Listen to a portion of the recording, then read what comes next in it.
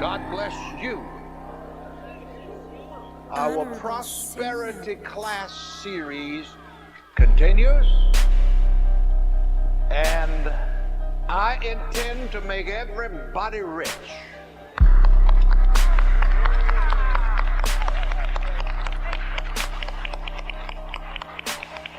You too. In every way. So anybody that does not want to be rich in every way, you'd better hurry and get to heaven out of here. I don't want to be rich all by myself.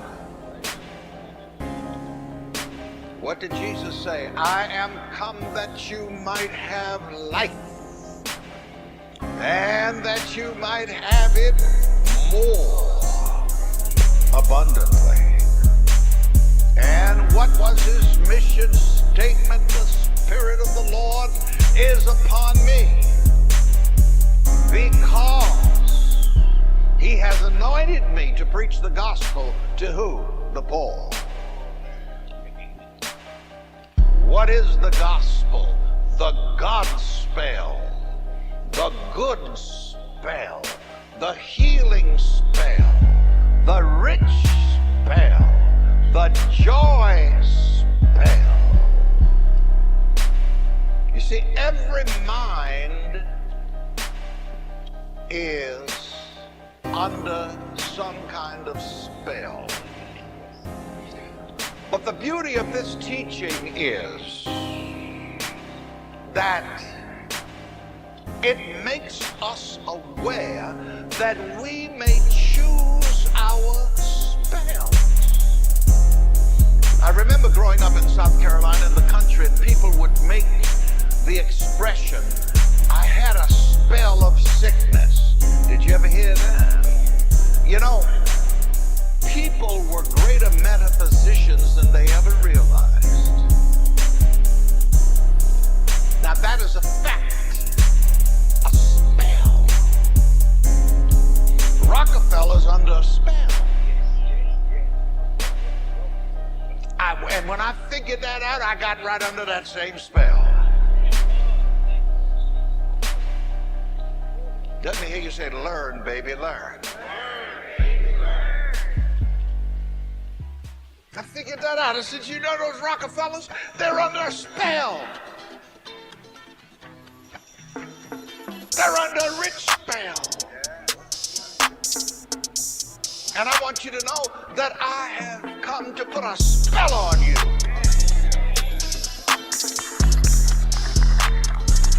The God spell, the good spell,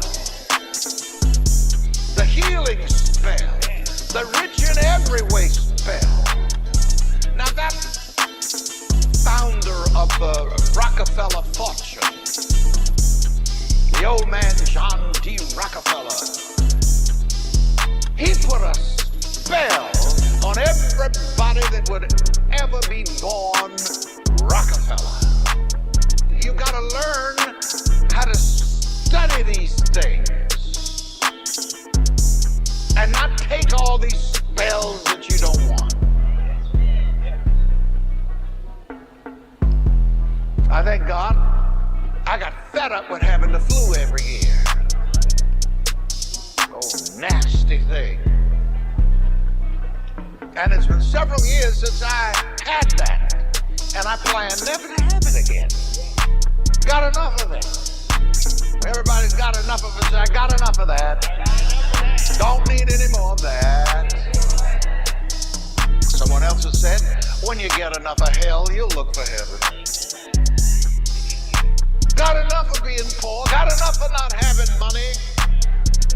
As I said, the old man Rockefeller, John D., founder of the Rockefeller fortune,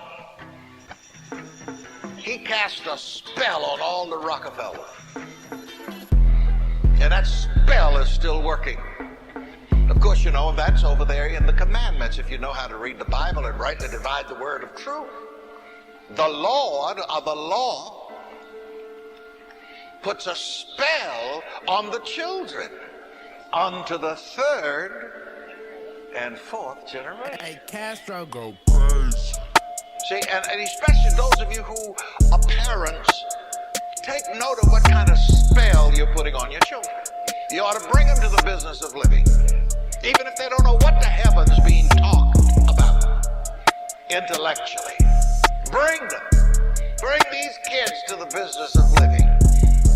I'm on the subject, I'm on prosperity. I remember in Boston, Massachusetts, some years ago, we were at this exclusive restaurant eating, and I saw some other rich folks and rich kids sitting around the table over there. And there was just a certain way that they acted. That's why I tell you, and please hear this, when a baby is born, if you want to give something, give some kind of monetary certificate, interest-bearing certificate. The child will know this subconsciously and be diligent about what kind of spells you cast on the children that are around you. Not just around you physically, but that are around you mentally. That's another thing about the mind, you know. Every mind is a spell caster.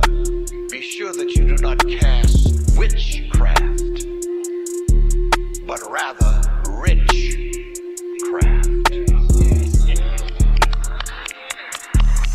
I got that testimony in San Diego, California.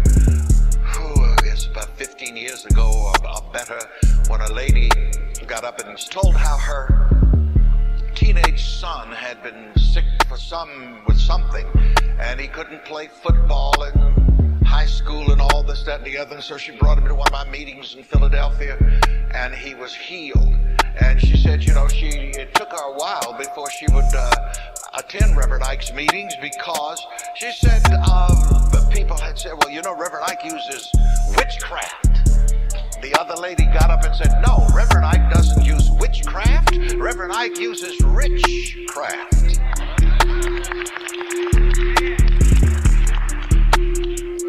It was Reverend Kate Jemina, then of San Diego. I heard from her not too long ago. She sent me a message down in Florida. But every mind is always casting a spell. When you get on the subway, you're casting a spell. You walk down the street, you're casting a spell. You're always transmitting and receiving energy. Always. There's always an exchange of energy.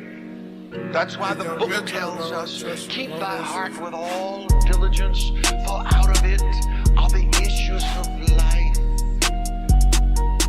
And if you are attuned to God, good, love, Holy Spirit, divine mind, that is the kind of energy you will be transmitting. And that will be all that you can receive. Devil can't even get to you. In a figure of speech, to be fundamentalistic for a moment, every time the devil tries to get to you, it'll be just like those electric fences that we used to put around the pasture in the South. And he'll get a shock every time that sucker tries